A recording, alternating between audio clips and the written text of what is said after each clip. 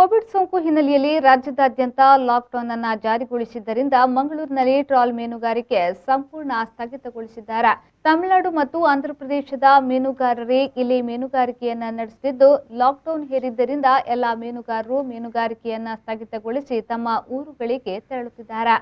Corona ಸೋಂಕು ನಿಯಂತ್ರಣಕ್ಕೆ ರಾಜ್ಯ ಸರ್ಕಾರ ಲಾಕ್ಡೌನ್ ಹೇರಿ ಕಠಿಣ ನಿಯಮವನ್ನ ಜಾರಿಗೆ ತಂದಿದೆ. ಮಂಗಳೂರಿನ ಬಂದರಿನಲ್ಲಿ ಮೀನುಗಾರಿಕಾ ಬೋಟ್ಗಳು ಲಂಗರು ಹಾಕಿವೆ. ಮೀನುಗಾರರಿಗೆ ಮೀನುಗಾರಿಕೆ ಇಲ್ಲದೆ ತುಂಬಲಾರದ ನಷ್ಟವನ್ನ ಅನುಭವಿಸುತ್ತಿದ್ದಾರೆ.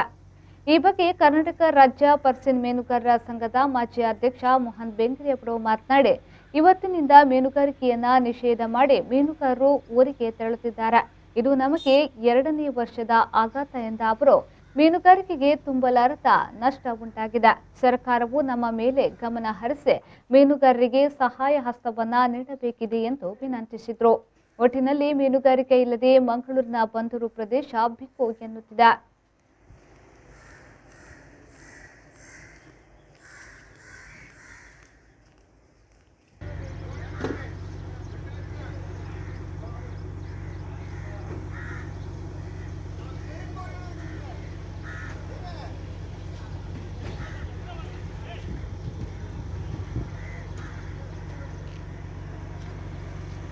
ಇಂದಿನಿಂದ ಸಂಪೂರ್ಣ ಮೀನುಗಾರಿಕೆ ಸ್ಥಗಿತ ಆಗಿದೆ.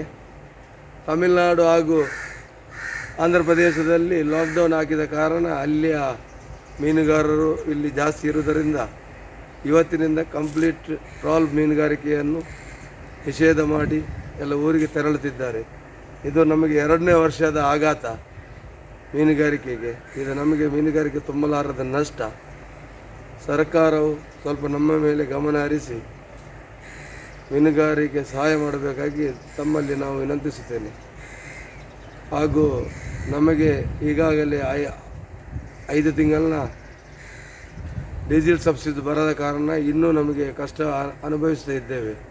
ಸರ್ಕಾರವು ಈ ಟೈಮಲ್ಲಿ ಅದನ್ನು ನಮಗೆ ಒದಗಿಸಿದರೆ ತುಂಬ ಅನುಕೂಲ ಇತ್ತು. ಇನ್ನು ನಮಗೆ ಯಾವಾಗ ಲಾಕ್ಡೌನ್ ಓಪನ್ ಆಗ್ತದೆ ಅಂತ ಹೇಳಲಿಕ್ಕೆ ಸಾಧ್ಯ ಇಲ್ಲ. ಕೊರೋನಾದ ಪರಿಸ್ಥಿತಿ ಹಾಗೆ ದೇಶದಲ್ಲಿ ಉಂಟಾಗಿದೆ. ನಮ್ಮಲ್ಲಿ ಒಂದೇ ವಿನಂತಿ, ಮೀನುಗಾರಿಕೆಗೆ ಸಪೋರ್ಟ್ ಮಾಡಿ. ಕೊರೋನಾಕ್ಕೆ ನಾವು ಬದ್ಧರಾಗಿದ್ದೇವೆ.